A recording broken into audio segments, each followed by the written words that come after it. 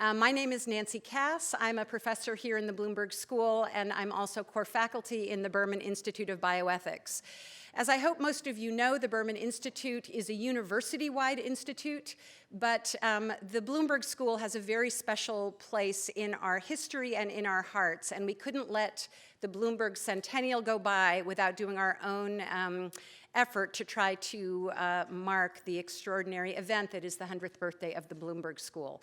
The Berman Institute's founding director, Ruth Faden, started out as a professor in this school, started teaching ethics in the school long before we had a Berman Institute, and the Bloomberg School has been nothing but supportive in helping to grow the bioethics program across the university, but significantly within the Bloomberg School.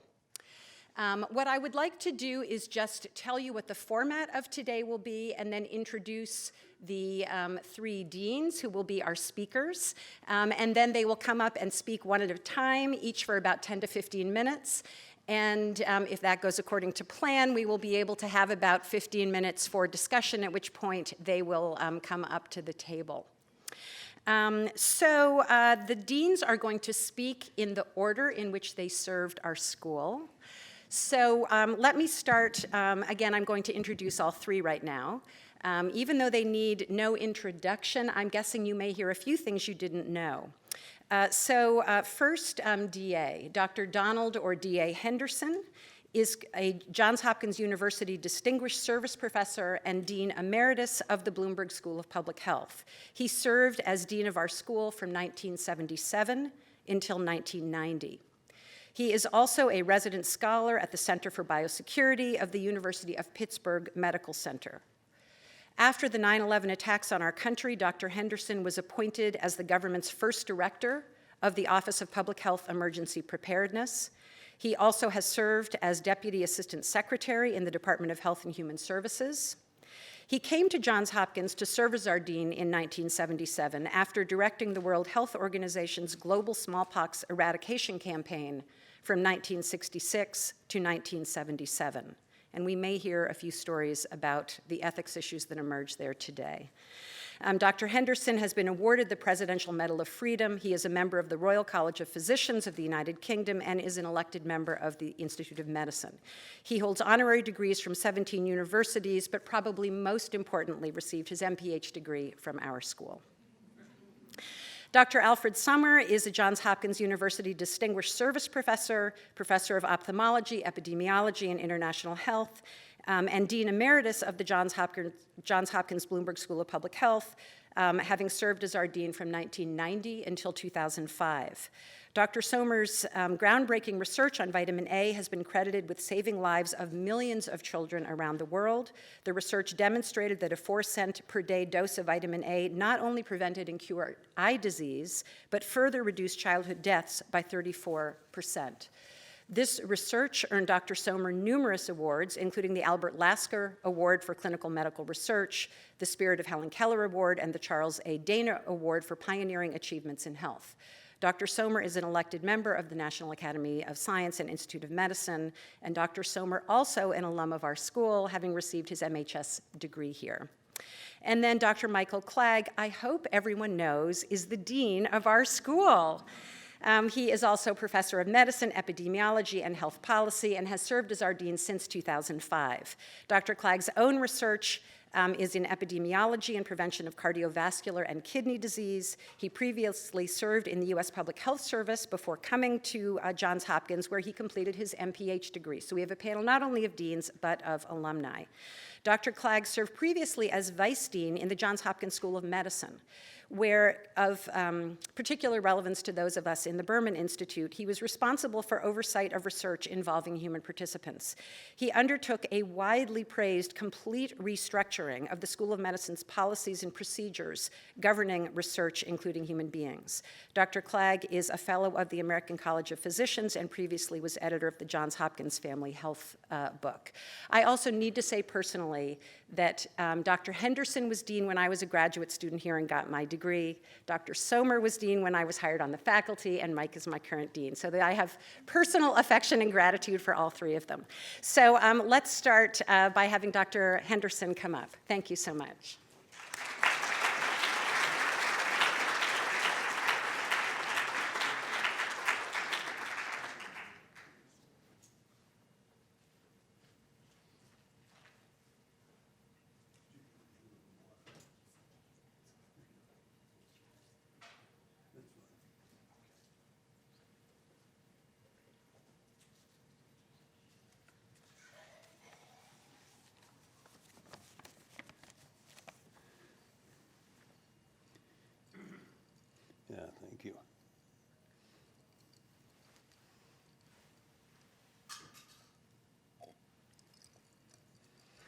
Well, may I say it's a pleasure being back again with the three deans. As we first started, we thought this was really like the three tenors, but the singing didn't go very well, and that had to be dropped. But there are three of various types that could be done. We just haven't thought them through yet. But I appreciate the invitation to participate in this seminar. The breadth and diversity of bioethical issues have grown steadily since I embarked on my medical career. Inevitably, bioethics has had a growing impact on the nature and scope of work of deans, faculty, staff, and students. In public health, bioethical quandaries intrude with regularity. The resolutions are often tortuous and complex. However intriguing the challenges may be, decisions are usually requisite. And whatever the resolutions, there inevitably will be quite a number who know that the dean was wrong and are not hesitant to make that known. A few personal reflections. These are a bit dusty or perhaps moldy with time. I must first caution that my experiences as a dean terminated more than 25 years ago, and I hasten to note that we did have electric lights by then.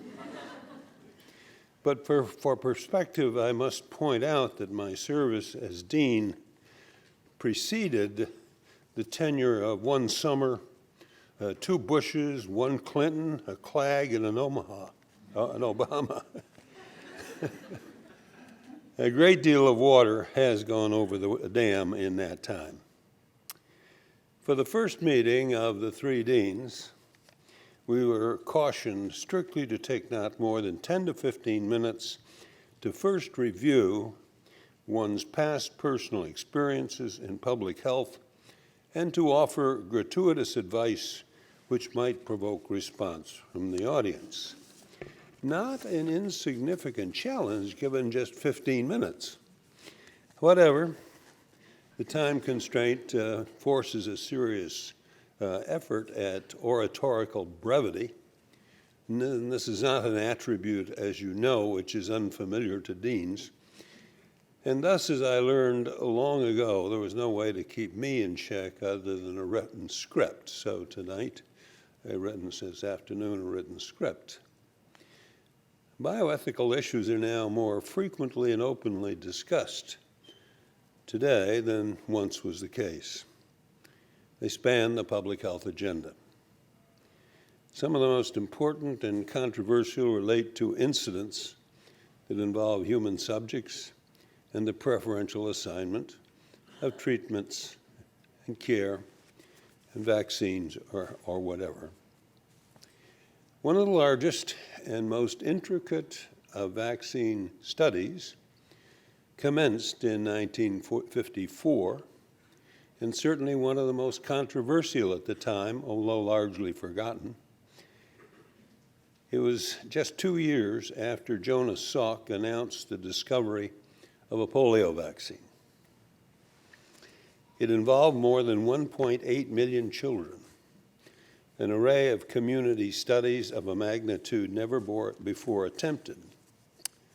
At that time, I was in my first year at CDC, working with Dr. Alex Langmuir, who was formerly here as head of epidemiology, and now directing the CDC epidemiology branch. And he played a significant role in shaping the studies we did, and certainly many of my views. A few words of polio history are worth noting. Polio had been little known until early in the 19th century. Many of these people have it in their mind that this has been with us over the centuries. It has not at all. It's fairly recent. It wasn't until the outbreaks in the 19th century began to be reported in Europe and then the United States. And the number of cases grew steadily and then rapidly and reached a peak of 58,000 in 1957. 1/3 of the cases were over 15 years of age, which made it a much more poignant situation in that young children were coming down with this and had to be carted around, and it was pretty obvious that this was a serious disease with long-term implications. One victim, of course, was Franklin D. Roosevelt himself. There was panic and concern far exceeding that which we have observed in conjunction with the emergence of Ebola or Zika. When I was a medical student in Rochester about this time, a polio epidemic of significance occurred, and as medical students, we were assigned to 8-hour shifts manning respirators.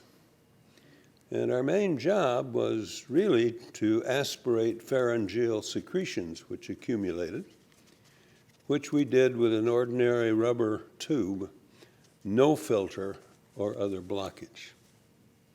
It was a different era. A special foundation for the treatment of poliomyelitis cases was founded and generously supported by donations. Many of you will know as the National Foundation for Infantile Paralysis, NFIP.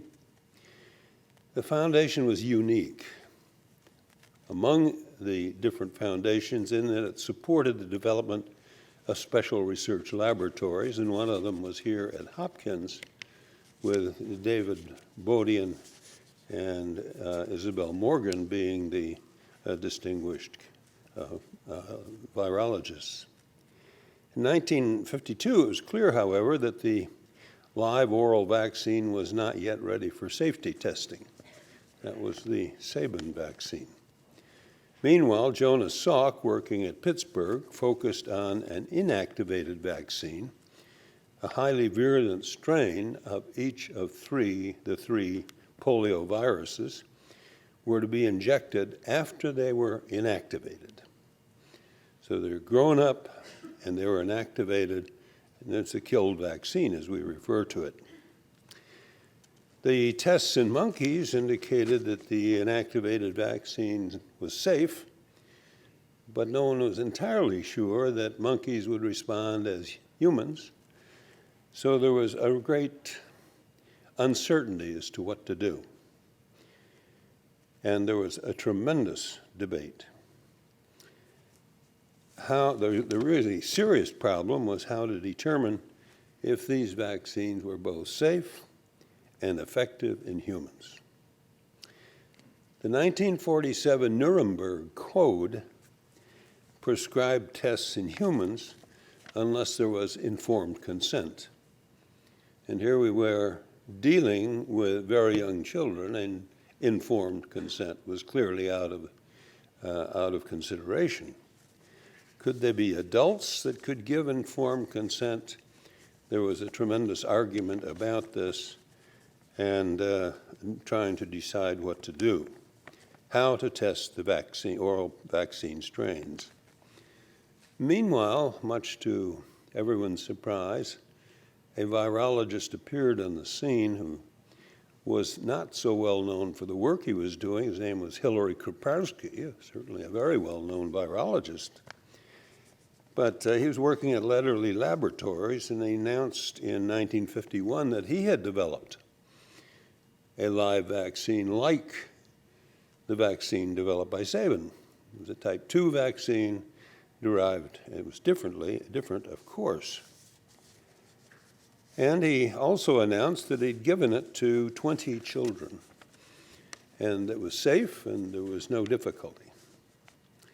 There was also no permission requested of parental or other legal guardians. So all that, here we were, sort of stalled, or that's the certainly from the discussions I sat in on, the great concern as to what to do. The bioethical issues and options provided an unusually broad and intense national discussion and education on issues and options, spurred by the national concerns and anxiety for results. The Foundation decided to go ahead and support trials for safety and efficacy at the earliest possible time, and so began the planning for the largest vaccine control studies ever conducted. There was a small, steadfast group of epidemiologists who insisted on community-based supervised trials with a special emphasis on vaccine efficacy. Salk argued that there was no need for further trials, that the vaccine was safe, he could testify to that. He'd given it to many monkeys already, and he knew it was not a problem. Langmuir, who was then at CDC, was one of the most persistent, saying that we need further trials. We're going ahead with a large-scale vaccine, they must include trials. And so my exposure to many discussions as to how to do this, and the arguments were pretty widely disseminated about placebo-controlled trials, emphasized that then if you got good results, that polio did not occur randomly throughout the country, and how do you do that, how do you measure it? More cases were to be found among the poorest, who might be the least likely to be vaccinated, and how do you account for that in your planning and your studies? And if in doubt, in the milder cases, they may be living in poor areas, and the cases that were less marked might be assumed to be from patients who may have been vaccinated and therefore would be assigned in that category. So the arguments went on. The epidemiologists argued vehemently for blinded case control studies in diverse towns around the country, in which you would give a vaccine to one individual and placebo to others, and getting the vaccine later on. And that's finally the way they went. Some wound up giving it to first and third graders and leaving the second graders as placebos, and every imaginable dimension you can imagine, trying to decide how effective the vaccines were was almost impossible because of all the variants that occurred around the country. But it was a crucial learning experience in bringing to the forefront of medicine and public health the essential needs for case-control trials, and many models were employed in fact. Indeed, 900,000 children in 211 counties in 44 states received vaccine and/or placebo, and out of this entire number, 148 developed polio. Huge effort made, huge problem, and so much confusion actually, as it's turned out, in the data that it's not altogether clear what the actual efficacy was. But it gave some impetus to the creation of human subjects review committees. The first was initiated in the early 1970s, shortly before my arrival at Hopkins. Its policies and procedures became national models whose blueprints were substantially conceived by a group at the school, with Marcia Pines as a principal secretary and NIH staff. In 1978, a little bit later, the Belmont Report summarized ethical principles and guidelines for all research involving human subjects, respect for persons, beneficence, and justice. Well, somewhat later, during my 3-year stint in the White House, we had occasion to decide about another group. and that was those who were flying for NASA, the astronauts. And there was no code provided for them at all. So after a discussion, that was passed.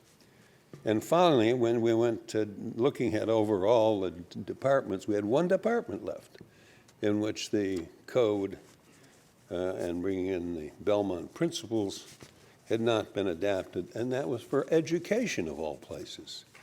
And they were the last one to fall, and it was amazing that, and with that, the common rule for human subjects was then throughout the country. But then there's been exceptional circumstances in which deliberate bioethical approaches have been bypassed because of emergency circumstances, and this we need to remember. The months following the attack on the World Trade Towers was such a period.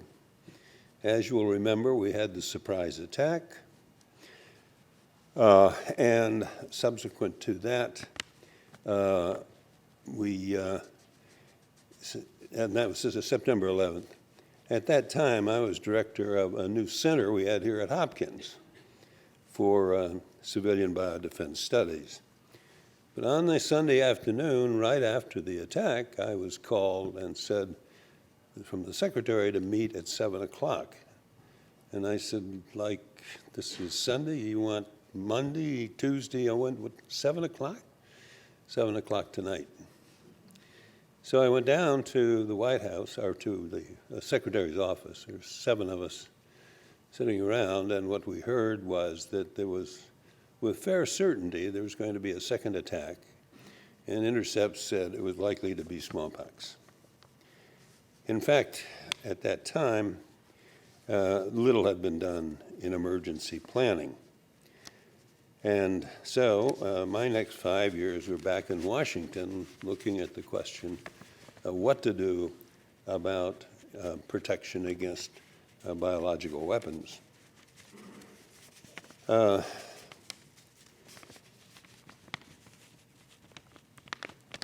The smallpox vaccination and production had stopped pretty much throughout our country and other countries after eradication was declared in 1980.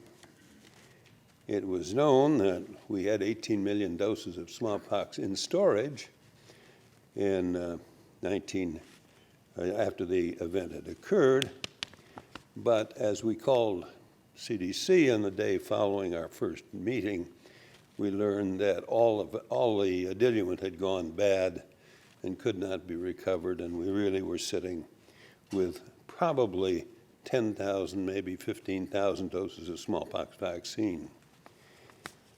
And the question is, what to do? We had no vaccine production capacity in the United States, so we convened a small working group, 10 experts, and within a week reached a number of conclusions. The first, that a substantial quantity of vaccine should be produced urgently. We then ascertained that there were fewer than 15 countries with vaccine sufficient to protect their own people. So what we had to do was produce quite a lot if we were going to be looking to a global protection. And at the same time, no country is able to produce as much as a few million doses in a year. U.S. manufacturers revealed that none could produce more than perhaps a few million doses in less than 6 years. So we're sitting at that time wondering what to do. We've got almost no smallpox vaccine, no production capacity in the United States, and actually very little anywhere else. So what we did was decided to purify the existing vaccinia strain, which turned out to have a number of different components, and it turned out one of the 6 we selected. We converted production from growth and egg to tissue cell culture. We contracted then for reproduction of the only place that we could get a lot of vaccine produced, and that was Austria, which had a large plant being developed for the influenza vaccine, which we could convert fairly quickly, and to move ahead. At the end of 18 months, we had 200 million doses of freeze-dried vaccine ready for emergency use. The only trouble was it was not the same strain of vaccine that we had. We had no experience in vaccinating patients with that vaccine. And the question of what do you do? And we went ahead with testing of it, but it was a very limited amount that could be done because we had to have vaccine ready, and the only thing we could do was go ahead and dry freeze it and have it ready to go. And that's what we did. So in effect, we had sort of really done nothing really in the testing of humans, of all the other things, but there was nothing else to be done. And in my own experience, there are many other circumstances we do wind up in. We would like to go through the bioethical examination of what's to be done and how and why, but in fact, time is short, and there's decisions that have to be made. One thing I'm not sure about, though, is whether we can decide and act with sufficient speed when it is needed. As I have come to learn, we have another serious disease, which was not very evident when I was there, but has grown significantly since that time, and it's called epidemic interagency committeitis. It's merged and spread, and it's threatened on more than one occasion to paralyze Congress and even the country. And it's wonderful the way you have a small committee to talk about a particular subject. Each committee will have people from several different departments or other parts of government, and they, of course, want to participate and bring to bear all of the essence of what we have, intelligent. But you soon find that each of those usually has several committees that advise them, and little by little you start growing. And my great event was when we decided to do a smallpox study of a threat of smallpox, and what would we expect the dimensions of this to be, and we created a committee. And we started with 8, and the committee finally was running about 64 at every meeting, with about half of them on the telephone, and that was the way we finally concluded the exercise. And we thereupon chucked it in the wastebasket, and you haven't seen anything like it since. So I think the issues of bioethics are important. I think we made a lot of progress. I think we're doing a lot of things well, but there are times when some careful discussion is needed without expecting half of Washington to participate. Thank you.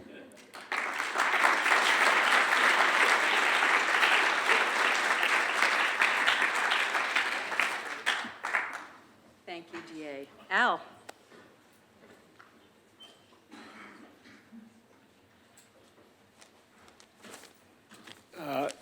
So I'll speak about one specific issue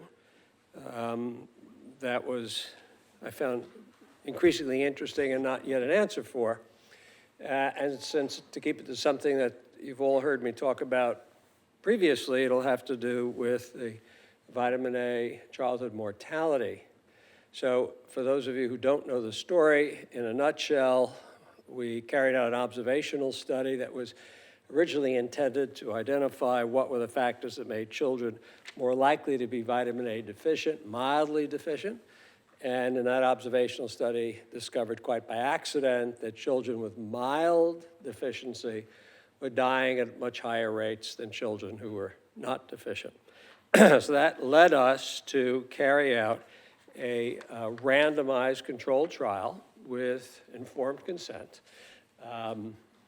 Actually, it wasn't exactly informed consent, and it wasn't exactly a randomized trial of the type we would have done, because all our work had been done in Indonesia. The Indonesian government understood and accepted the fact that vitamin A deficiency was important for child vision, and that when they got sufficiently deficient, that children could go blind. And therefore, the government had launched a vitamin A deficiency control program in exactly the area where we had identified that vitamin A deficiency was most common and most severe, which was obviously the area that we'd like to do the randomized controlled trial in. So they would not allow us to do a regular randomized controlled trial, and so there was just no point to it, and it would be unethical.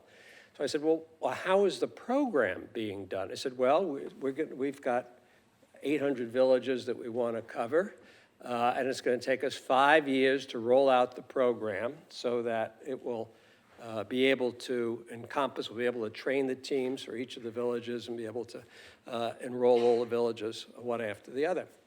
So we had the bright idea of saying, well, can we randomize the way in which you recruit the villages? Instead of just doing it willy-nilly, let us use a randomization technique so that you will, there'll be villages that won't get the vitamin A simply because it's not their time yet, and other ones that will, but it won't be haphazard, it'll be randomized. And they thought about that a while, and they let us do that. And the results of that trial, as you know, were really quite substantial, a 34% reduction, as Nancy's already indicated, in childhood mortality by giving one large dose of vitamin A to children twice a year. So we thought that was pretty positive and impactful, but the scientific community absolutely rejected this as it would a foreign body. Nobody accepted it at all. They could think of all kinds of reasons why the study wasn't adequate, and so we went ahead and designed another study elsewhere and essentially came up with identical results. The scientific community still didn't accept the results. They were quite certain that it was impossible for 3 cents worth of vitamin A a year to reduce childhood mortality by a third. And countries came forward and they said, well, we'd be willing to have you do another study in our country. So the second one we had done was in Nepal. We actually worked with a group, so it wouldn't be us, who did a study in India, which also came out exactly the way our study did. And then the Bangladeshi said, well, we'd be happy to have a study. And I'm saying, well, wait a minute. You know, how many studies are we going to do here? And now we're being criticized for, in fact, having adequate data and yet continuing to do randomized trials. And how can we do more randomized trials in countries when we ourselves are convinced that this clearly is an important intervention? And for the last trial we did, all I could say was, oh, you know, if we don't do a trial, then that country is not going to establish a policy for vitamin A distribution. If we do a trial, during the period of the trial, half the children enrolled are going to benefit. At the end of the trial, we always give all the children vitamin A. So at the end of the trial, then all the children in the trial will benefit. And if it comes out like every other trial has come out, then the government would likely change policy and all children in the country would get the intervention. If we do nothing, then, of course, nothing is going to happen in that country. So that carried us through another country or two, and then I had just had enough. By 1992, there were study results from Africa and elsewhere, and still there were other countries that said, well, you know, we're Tanzanians, we're not Kenyans or Ghanaians, we have to have our own study. And I said, I'm not doing any more studies, and called a conference in Bellagio at the Rockefeller retreat, where brought together people who had done studies, people who were experts in the field, people who were disbelievers. We went through every available piece of data for a week. And then on the last day, I proposed that we write one paragraph that says outright We believe the following. And amazingly, everyone agreed to that. I had them sign it in blood. And then asked everybody to go back home, since it was an international meeting, and publish in their local medical journal their perceptions of where the science stood along in this issue, which they did, and very quickly this became global policy, and 70 countries around the world now have vitamin A distribution programs. But one of the core issues that it raised in my mind, and I don't know the answer to it, is that we have very good statistical techniques for stopping randomized controlled trials.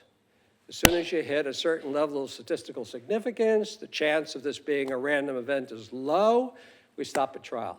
We don't have any stopping rules for how many trials you have to do to reach a scientific consensus or to establish policy. And I don't think that's a statistical problem.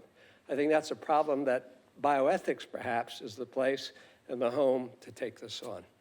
I'll stop there.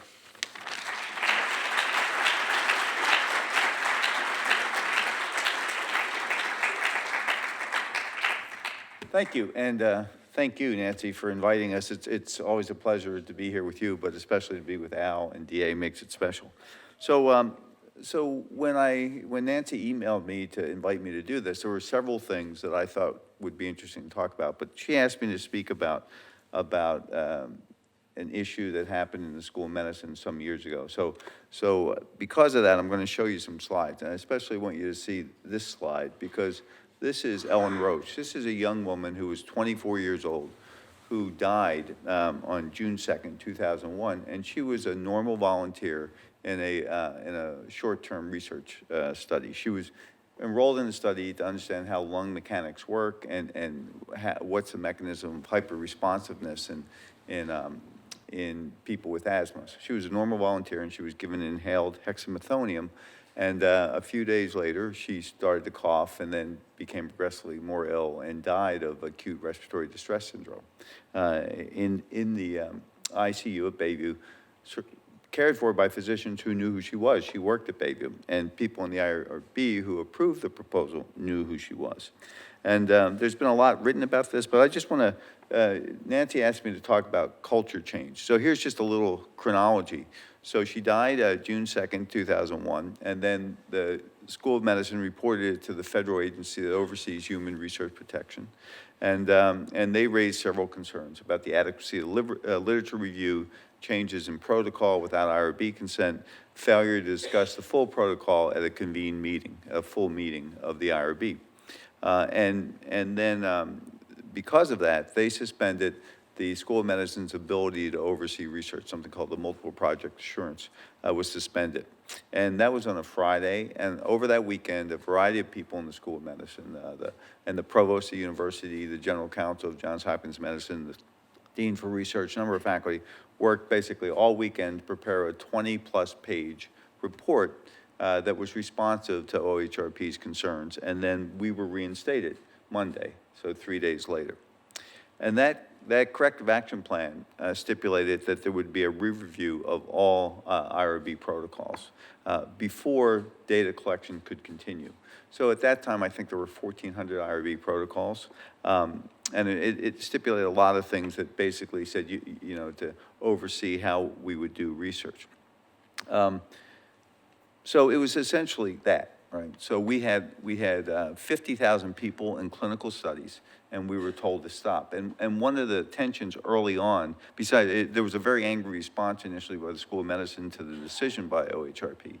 But then it was compounded by the fact that the people at OHRP who made the decision, who oversaw clinical research, didn't really understand clinical research. Because if you know, for example, about oncology, about 70% of oncology patients are treated on protocol, right? They get drugs that may or may not be experimental, but they're in an experimental program. So if you say you have to stop doing research, what do you do with all the people on oncology protocols? So there were just many issues. It was a mess. And at this time, I was the acting chair of the Department of Medicine, and the faculty member who had been PI of the protocol was in my department. So I was involved both attending leadership meetings, but also as a representative and advocate for this faculty member. And we could spend all day talking about the details of what happened and what should have happened, but we don't have time for that. But I'm just going to talk a little bit about what you wanted me to talk about, which is about how you change the culture. So this was a blow to the School of Medicine, right? The School of Medicine, every physician believes in primum non nocere, you know, that you first do no harm. It's embedded in the Belmont report. I mean, it's what, and so here a person had been harmed. You know, somebody, it was not only a person, it was a member of the family. People, you know, knew her. Hopkins was founded as the first American research university. It was in our blood. We were all in the School of Medicine and not at some other hospital because we wanted to do research. We took great pride in being #1 in NIH research funding, and about 70% of the research that we had there met at least some criteria for clinical research. It's not a hard and fast criteria. As I said, there were 1,700 protocols. There were 50,000 people in research studies. So in that 20-plus page response, the university and the School of Medicine restated its institutional commitment to the Belmont Report and best practices. We had 2 IRBs at that time. We had one on this campus and one at Bayview. We increased the number to 5. Because it was taking a long time to review things, we contracted with outside IRBs and then revised a whole variety of forms. And as I said, I was the interim chair of medicine and trying to be an advocate, if you will, for our faculty who could not do any research. So I myself had 5 NIH grants that were stopped, and my colleagues at the NIH on these U01, you know, collaborative things were circling me. Like when I go to meetings, they were like wolves looking at this little lamb saying, when can we have your funding? And so there was just, I mean, it was the worst time ever in my career at Hopkins, you know, just for so many reasons. And then I got a call to go see the dean, and the dean and I weren't on the best terms at that time, the dean of School of Medicine. And I got this call, and I thought, this is it, okay. So because I had planned to leave, and I figured I'd just leave a little early. And he laid out this role of a vice dean to take over the clinical aspects of research. So I thought about doing that, and the charge was to change the culture at Hopkins and required the compliance with human subject research regulations and assume responsibility for a number of aspects of human subjects research.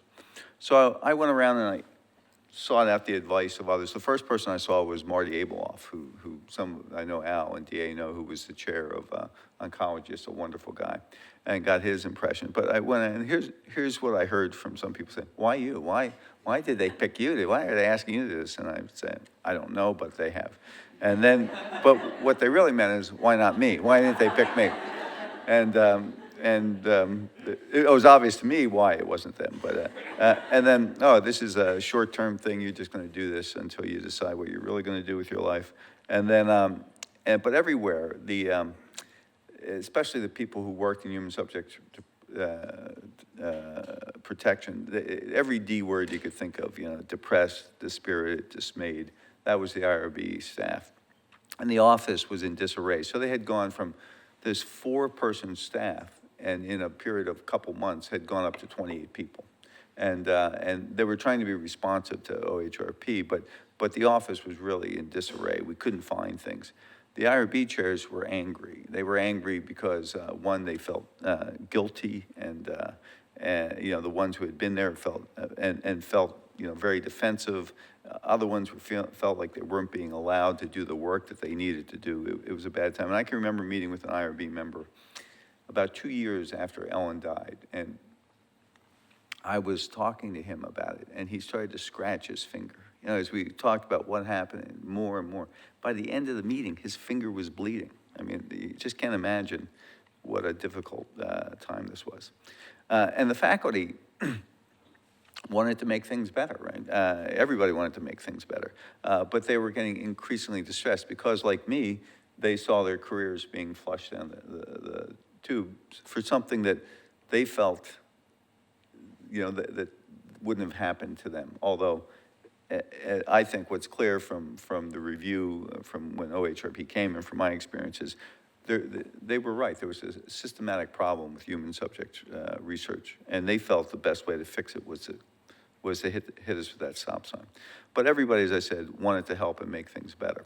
So I think, as I look back, and I really haven't thought much about this since I left the School of Medicine, but I think to change culture, you need to be honest with why you need to do it. You need to be honest in your communications. You need to be clear in your communications, set expectations. You need to be transparent about why you're doing things, and you don't create a policy unless you can enforce it. And so I saw this a fair amount where people felt we need a policy, put a policy on the books, but working with Joanne Pollack and the General Counsel's office, they were really great. And one of the things that I learned is you don't create a policy unless you can measure it and then enforce it, or else it's prohibition, right? Then you just create organized crime. And I think humor helps a lot. So I basically oversaw human subject research. And so the decisions, when I took that job was that it was going to take 3 years to get out of the hole.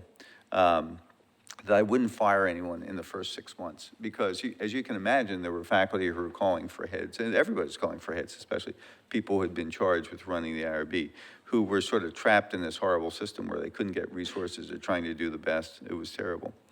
I shed some things and then fixed the obvious things first, and we were in the basement, which said a lot about how the IRB was perceived. We were down in a pit without any windows, and first thing we did was to buy a filing system where we could actually file all those records that we didn't have, and hire out our positions. And don't get mad. No matter how mad people are at you, it doesn't help to get mad back. So this was my role. I would go around, meet with chairs and departments, and I was the piñata, and so people would take out their bats and hit me. But that was the internal role. The external role was this. I felt like I had a target on my back, and I used to read the New York Times occasionally, but every morning before I came to work, I read the New York Times to find out what was what was in there about Hopkins that day, what was going to be the flood of things hitting my desk. So this is the way I sort of saw myself, Mr. Rogers, kind, open, happy, and sweet, kind of. And then, but it was clear that I had lots of friends in school management, so I took on this job of vice dean, and then it was a different role. And this is how they saw me, right? They saw me as a heartless cop who would shoot them. And in fact, it was this transition from being a faculty advocate to being a institutional advocate that created some of that tension. And I remember I spoke at one of the first research retreats. It was a Johns Hopkins Medicine-wide retreat soon after I took this job, and sort of gave people the insights. And I said, that there's a pendulum to any function, any process, and hopefully you're in balance in the middle. But we were maybe at one extreme. And I said I had gained insight into how faculty see themselves at Hopkins. And if you look at Hopkins School of Medicine faculty member, they saw themselves at that time as the Lone Ranger. So think about the Lone Ranger. What's a Lone Ranger do? The Lone Ranger is autonomous. He works outside of, some of you guys are too young to know much about the Lone Ranger, but the Lone Ranger works outside of established systems, right? He's not a lawman. He works around the law. He's entrepreneurial. He does whatever it takes to get the job done. So he needed to use silver bullets. He had his own silver mine, right? I mean, he made his own silver bullets, but he does the right thing. He does what's right, and he has this internal compass, and that's how faculty members saw themselves. So then, on the other hand, we have OHRP. What does OHRP want out of a faculty member? Well, they want somebody who's strictly hierarchical, who reports up, knows the rules and follow the rules, and provides maximum protection for the emperor, for the organization, right? And and obviously there's truth in both these things, but where we would get eventually was to the middle. We'd become a little bit more like Darth Vader, but it would be better for the institution and for subjects. And one of the things I used to hear from faculty about IRBs is that IRBs are a barrier to doing research. It slows us down. I would say, yes, it's exactly what they do. They're supposed to make you stop and think, right? Think about what you're going to do. Have somebody else take a look at what you're going to do. And they're there to protect the participant, and they're there to protect the institution, but they're there especially to protect you. The other problem I found in changing the culture is that when I would talk to the IRB members and the chairs, they would be talking, CFR 45, 46, which if you went to a faculty member and said that, they would have no idea what you were talking about. So and the Belmont report is basically codified in a part of this code for federal regulations, where faculty would be talking about science and saving people and new knowledge. And so it was orthogonal, it was a check-off play. They were just talking past each other. And that was the first thing that we had to fix. So we did a bunch of stuff, and we got basically, we were held we were sort of standing in the corner with OHRP, because every month we had to file a report about what we did, and eventually they removed that. I became vice dean in December. In August, we got that removed. We developed a number of educational programs. These are just the number of positions on one side, the research oversight side, that were new. And these positions were filled when I became vice dean, and we had to basically move everybody to different jobs. 28 people weren't in the right jobs. And so it was building a house while we were living in it. Did a lot more. And then, but one of the things that I want to talk about here is that we use this crisis to increase the visibility of research ethics. So when I became vice dean, and that person said to me, "Why you?" I was thinking, yeah, why me? I mean, I don't do research oversight. I'm a clinician investigator. And I remember Googling research ethics, and I got like 5 web pages of lawyers listing all the horrendous things that researchers had done to people. I mean, it was really, as somebody who saw themselves as an ethical researcher, it really set you back. And as I learned more about it, I realized that the basic science of research oversight was bioethics. And so I sought out Ruth's help, who was just a great partner in all this. And one of the, I think, really good things that we did is place a ethicist on every IRB in the School of Medicine, and then developed and provided some funds to do bioethics research on human research. And then with Ruth, we conspired to recruit Jeremy Sugarman from Duke to come to the School of Medicine to help us. So I think for me, it was a great partnership working with research ethics, and I learned a lot. And so I was reflecting on this. I used to go to primer and arena meetings. It's like I did so many different things back then. Anyway, so. And because of that, we went from being shut down in July of 2001 to in June of 2005 of being, I think, the second or third university to get AHARP accreditation. AHARP was an agency set up to accredit IRBs. So I think, I hope I was responsive to what you wanted, Nancy, and I'd be happy to take any questions. So thanks.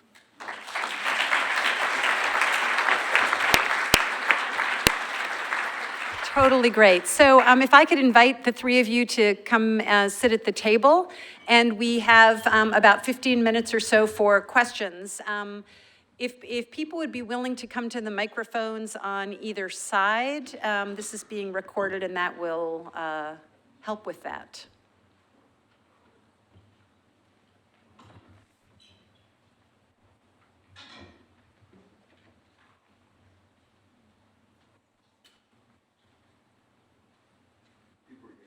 But they're all leaving. Well, so why don't you ask? I see that there's a hand over there. If you want to ask a question, I can repeat it for you. I remember the young woman and when all of that happened with her death. And I remember that one of the big issues was employees being recruited Right. to be volunteers in research studies. And I wonder what the ethical thoughts about are that today. Mike, just repeat the question. Sure. So the question, the point was that when Ellen Roche was involved in that research study, she was an employee, and there were questions raised about the vulnerability of employees to coercion. I didn't know Ellen Roche. What I was told is she participated in research studies repeatedly, and she did it out of a sense of altruism, as you know, many of the people who participate in research do. But after that, we worked on this issue and developed a policy in the School of Medicine, and I've been away from it so long, I don't know how that policy stands now, but we wanted to make sure that people had the right to participate if they wanted to, but that we had protections against, high reimbursements, coercion, and those factors. So, and I know that Joan was in the School of Medicine since I was. I don't know, is that policy still in place? Anything you would add to that? Yes, there is a policy, and one day I researched here, but I was like, corrective action. Yeah, she was one of those green boxes. But there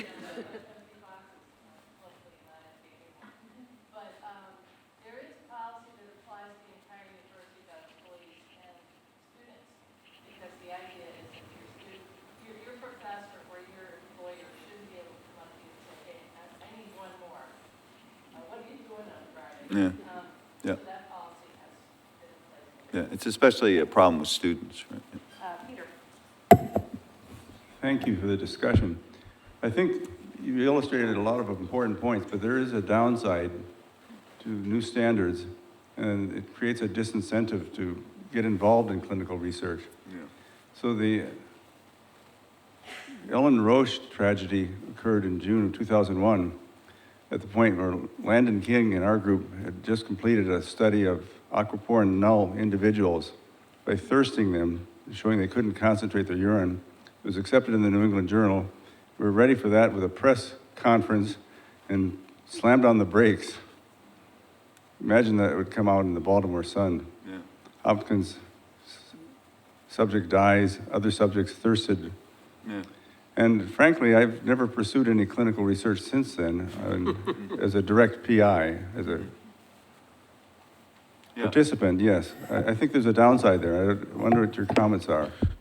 Sure, well, clinical research is hard to do. So, basic scientists say, well, you guys get a data set, you can just milk it. But collecting primary data from humans and all the issues, it's very hard. So I think when I was the vice dean initially, I was Clint Eastwood. I was Dirty Harry saying, look, we're going to get closed down if you don't do this.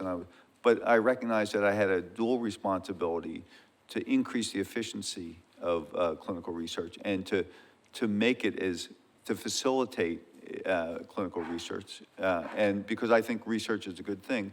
And so we did things like we created information systems to support the conduct of clinical research. We moved in the IRB, many of those spots, for example, we went out and looked at best practices at other institutions. And one of the things that would often, as you know, take forever with a clinical research protocol way back when was the informed consent form, where you go back and forth about prepositions.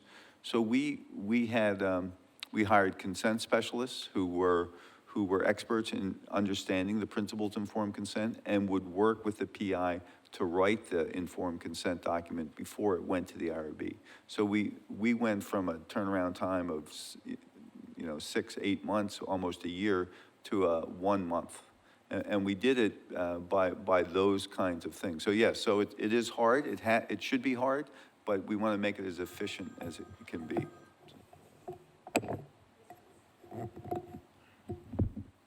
Hi, thank you so much for this really interesting discussion. I know that each of the three of you are actually avid historians and interested in the way the past shapes the future. And I was wondering if you could talk about, since a lot of the current regulations and the catalysts for IRBs are rooted in historical examples, such as Nazi Germany and the Nuremberg trials, for instance. Could you talk about how historical examples can, provide a way forward, but also how thinking about those bad things that happened in the past, how we can overcome them? Because I think part of the barrier with IRBs is that people think, well, I'm not doing experiments like the Nazis were, and this isn't really relevant to me. So does that make sense, what I asked? Let me try something. For some of us who are old enough and been doing clinical research a long time, this is what constitutes clinical research itself is a huge change. Now, these huge vitamin A studies are clearly that. But I'll never forget, and John Payne, who's in the audience, fellow ophthalmologist, when one of our colleagues had, which seemed fairly appropriate to us, back in the early 1980s, ophthalmologists, like most surgeons, never do the same procedure exactly the same way. They're always doing it a little bit different, see if this can be a little bit better. And he thought what he was doing was a little bit better, so we did maybe next 4 or 5 patients that way and published a paper on it. And never got IRB approval, because surgeons don't think about getting IRB approval for putting in 4 sutures instead of 7 sutures, or 2 sutures instead of 1. And he got slammed, and the rest of us just couldn't understand what was going on here. And we had, over at Wilmer, we must have had about 5 meetings with the then sort of nascent IRB process about why you can't just go ahead and do something differently. And we said, well, why not? That's the way we always do things. They said, well, if it's not life-saving, I guess you're always going to do that, but then you can't publish it.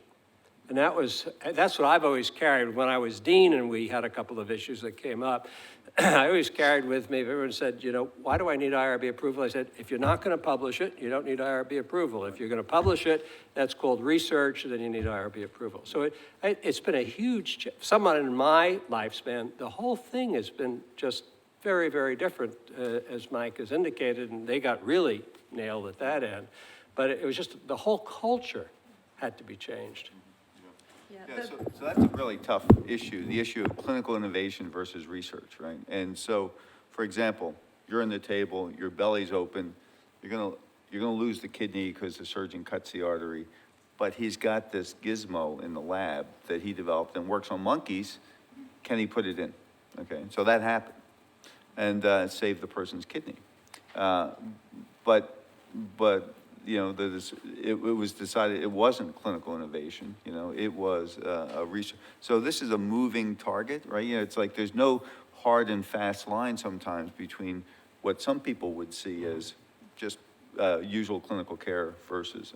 You're right. I mean, it's just, I see Joan looking at me in alarm. You're right that the definition of research, the working is to create generalizable knowledge, and that's publication. I just actually want to add to the question that there are so many of us in the room who teach about this topic, research ethics, and I think one of our commitments increasingly is to not only talk about the historical bad things, but to trot out our colleagues, for example, Keith West, who's going to speak next, who do really great, thoughtful research, who say, ethics challenges come up all the time. And let me walk you through how I've navigated them, because that's part of doing research. And we heard that from the examples, Al's example about whether to do the 4th trial or not. That's a thoughtful person encountering an ethics issue, doing his best. And those are the kinds of things that are helpful to get people talking about. Okay, Keith, you may have the last question here. Thank you. I really liked Al's comment about what should be the decision rules for when a next trial should be done, and then I got depressed because it reminded the term that came up was meta-ethics, like meta-analysis, and there is always going to be disagreement about the interpretation of data, the strength of data, where the data apply, what the effects are, in whom, under what regimen, in which population.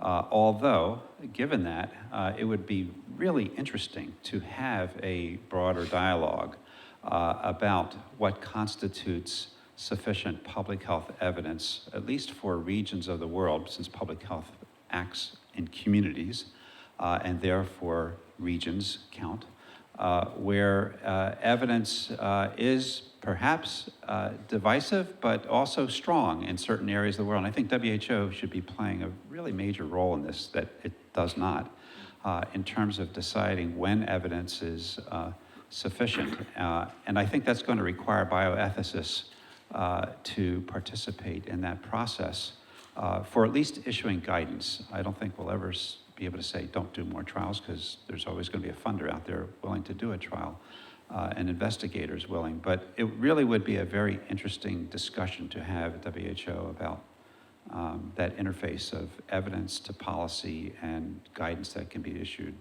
in terms of trials. Yeah, it seems to me that so much of the time they're looking for the perfect answer and balancing out all that's involved here and making the right decision. But the difficulty is, and I think we saw this many times after we got involved with the issues after 9/11, that you're looking at a number of possible development of a number of possible drugs or vaccine, what have you, and given a certain amount of time and the probability that something is more or less likely to happen within a shorter or longer time frame.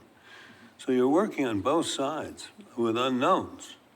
And out of all this, you can sit and ponder all day long, but there's just no perfect answer here. And I think you are going to have that perfect answer by assembling a larger group, and a larger interagency group is a huge mistake, because it really does not come out that way at all. So I think it's a matter of reasoning through this with a reasonable group of people, looking at it and justifying it as you've taken the decisions, and then going back and testing how this did look in retrospect. So I'm concerned that the number of times I've heard the things discussed is somehow that we've got perfect answers, and that we really look at this appropriately. It's going to tell us what to do. It doesn't tell you what to do. There's a number of alternatives with advantages and disadvantages, and the question is, where is the morality here, and who is being judged and what is being judged? So that's at least the way I come out on it. You know, I think that we probably have to draw this to a close, because I know people have 1:30 classes. Please help me in thanking our 3 ethical and extraordinary deans. Okay.